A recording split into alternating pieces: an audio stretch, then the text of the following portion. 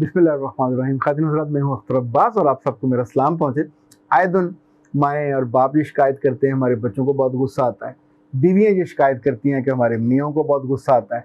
माएँ ये शिकायत करती हैं कि मेरे बेटे को बहुत गुस्सा आता है। वैसे कभी कभी अब्बे भी शिकायत करते हैं कि मेरी बीवी तो बिल्कुल वैश्यों की तरह गुस्सा करती है। तो मैंने सोचा आज इस घरेलू वो जो गुस्से वाला पूरा सीन है, इस पे बात करते हैं कि लोगों को गुस्सा क्यों आता है। और ये किसी भी उम्र के हो सकते हैं। वैसे साइंसी तौर पे भी वजूहात हैं, समाजी तौर पे भी वजूहात हैं, और जो आपकी तबी तौर पे भी वजूहात हैं। गुस्सा आमतौर पे हमारा ख्याल है कि बदमिजाज है उसको गुस्सा आता है। नहीं, सिर्फ ऐसा नहीं है। समटाइम लोग हाइड कर रहे होते हैं अपने आप को तो भी गुस्सा पोज करते हैं कि ताकि आप उसको जान ना सके, उसके करीब ना जा सके। समटाइम लोगों ने गलती या गुनाह किया होता है, उसको छुपाने के लिए भी गुस्सा करते हैं। समटाइम लोगों ने हक मारा हुआ होता है, उस पर भी गुस्सा करते हैं। समटाइम कोई लोग गलत करने जा रहे होते हैं तो भी गुस्से का इजहार करते हैं ताकि उसको कोई रोकने वाला करीब ना हो। बच्चे आमतौर पे गुस्से का इजहार तब करते हैं जब उन्होंने इनमें से कोई काम करना हो, लेकिन जो बड़ों के गुस्से की वजह कुछ कुछ और भी होती है। गुस्सा कभी तब भी बहुत आता है, और कुछ लोगों को रेगुलर आता है जब उनकी नींद नहीं पूरी होती। इसी तौर पे जिन लोगों के अंदर आयरन की कमी होती है उनको भी गुस्सा आता है। जिन लोगों का बीपी शूट करता है और ज़्यादा रहता है उनको भी गुस्सा बहुत ज़्यादा आता है। जिन लोगों का शुगर लेवल या तो कमज़ोर हो, कम हो, बहुत गुस्सा आएगा। शुगर लेवल एकदम ऊपर चला गया हो तो भी बहुत गुस्सा आएगा। ये जो वेरिएशन है ये भी गुस्से का बायस बनती है।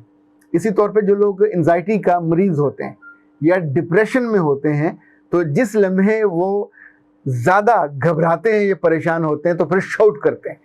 फिर वो उस ख़ास फ़ज़ा से निकलने के लिए जो भी उनके सामने आ जाए इजी हदफ होता है और उसको फिर बेजा बेजा करा देते हैं। इस पर हम तफसील से बात करेंगे, लेकिन पहले हम आपके कुछ कमेंट्स देख लें। तारा खान कहती हैं, जब मर्द ये कह दे कि बच्चों को पालना औरत की जिम्मेदारी है, मैं इतनी मेहनत करके आता हूँ, तो फिर औरत और मियाँ के दरमियान अंडरस्टैंडिंग कैसे रहे। तारा भी बात यह है कि इस मामले में आपको मर्द को समझना पड़ेगा। आपने एक बेबी को बर्थ दी, ये मेरे रब ने, कुदरत ने आपके ज़िम्मे लगाया।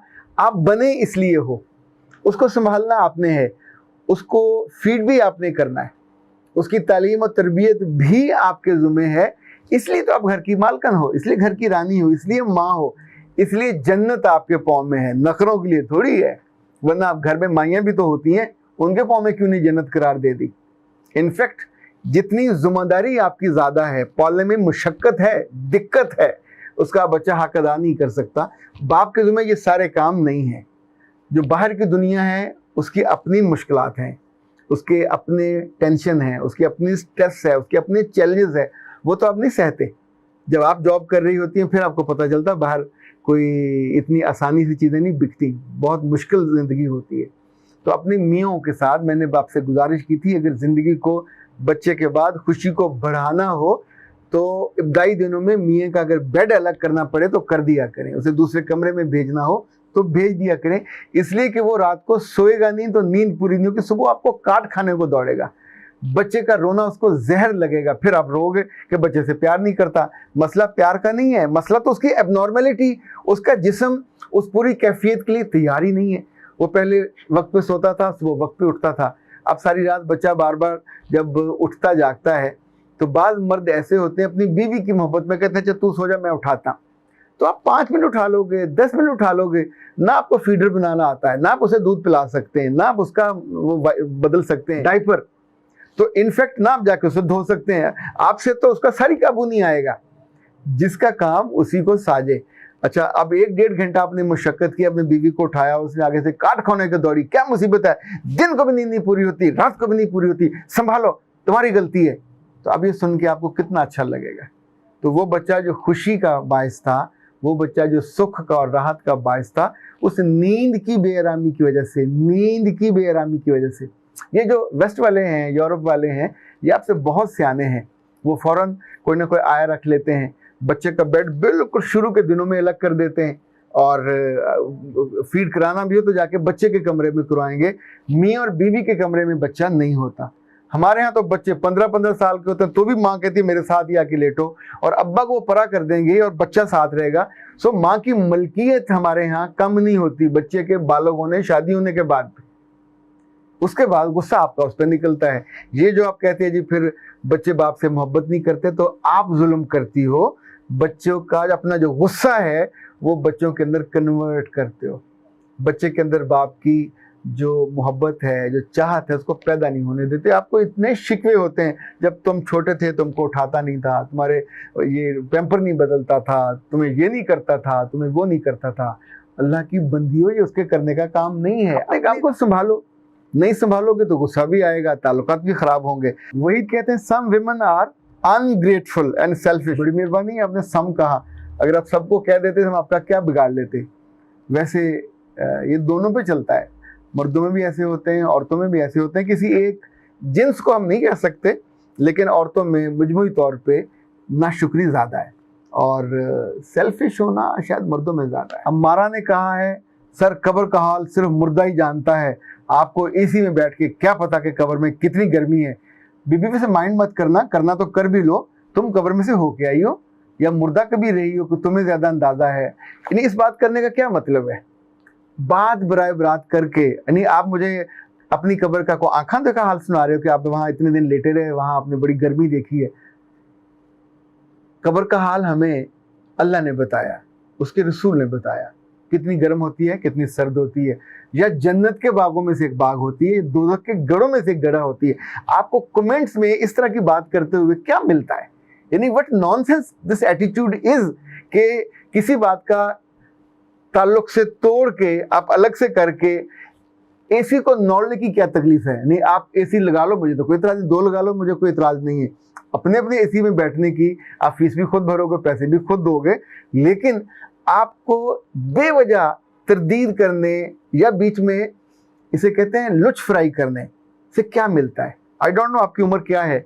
अगर शादीशुदा नहीं हो तो लिटरली शौहर आपके साथ वो करेगा जो करने का हक है, क्योंकि इस तरह के जुमले या इस तरह का माइंडसेट आपकी तरबियत का इजहार करता है। मैं बार बार बहुत मोहब्बत से और हम्बल होकर कहता हूँ कि खुदा का वास्ता अपनी आदतों को, जुबानों को, सोचों को रोका करो।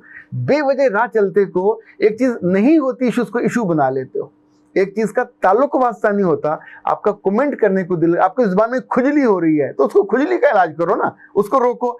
इस बीच में आप किसी तीसरे को जाकर कह रहे हो कि मैं कब्र का हाल बेहतर जानती हूँ, भाई तू वहाँ को क्या बारी बारी जाती रहती हो? खातिन हज़रात, ये अमली इजहार है गुस्से का। गुस्सा किस बात पे आता है? जब भी कोई नॉनसेंस बात करेगा तो भी गुस्सा आएगा, और नॉनसेंस बात की जो ग्रेविटी है या जितना उसका बड़ा मैग्नीट्यूड होगा उतना ज़्यादा आएगा। सो जिन लोगों को अपने गुस्से को संभालना है, अपनी नींद पूरी किया करें। जिनका कमी है आयरन की, वो आयरन किन किन चीज़ों पे है? कुछ ख़ास फलों में है, कुछ ख़ास सब्जियों में है, कुछ उनकी टैबलेट्स होती हैं वो लें। इसी तौर पे जिनका बीपी काबू में नहीं है, बीपी काबू में करें, और जिनका शुगर काबू में नहीं है वो शुगर काबू में करें। और सबसे अहम बात है, जब अपने बच्चों और बच्चियों को या अपनी बीवियों को कभी गुस्से में देखें तो उस वक्त जूता उतार के और लठ लेके और डंडा लेकर उन पर ना पिल पड़े। पल पड़ना नहीं होता, पिल पड़ना है। पिल पड़ना होता है उनके ऊपर बंदा हमलावर हो जाता है। तो लेट देम से पहले अपनी बात मुकम्मल कर लें, फिर अपने पास बिठाइए, सीने से लगाइए, सर पे हाथ रखिए, कंधे पे हाथ रखिए और प्यार से कहिए तुम तो ऐसे नहीं थे, तुम पहले ऐसे नहीं करते थे, ये तुम गलत बात पे गलत स्टैंड ले रहे हो, उससे तुम्हारी शख्सियत डैमेज हो रही है।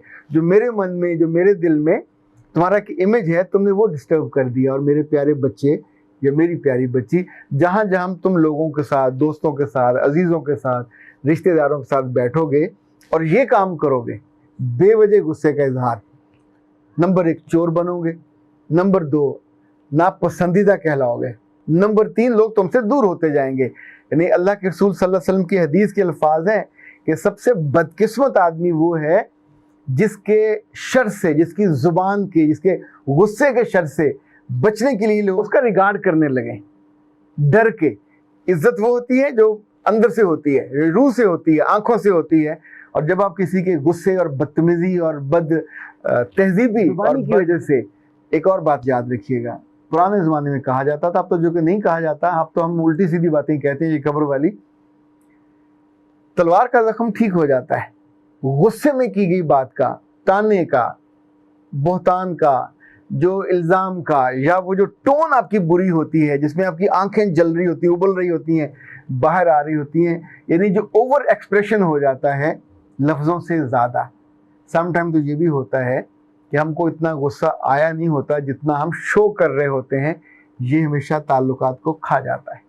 गुस्से का इजहार छोटी मोटी बात पे छोटा मोटा करना चाहिए, इतना कि जितना कि लिमिट में रहे। पानी हद के अंदर रहे, दूध बर्तन के अंदर रहे तो अच्छा है।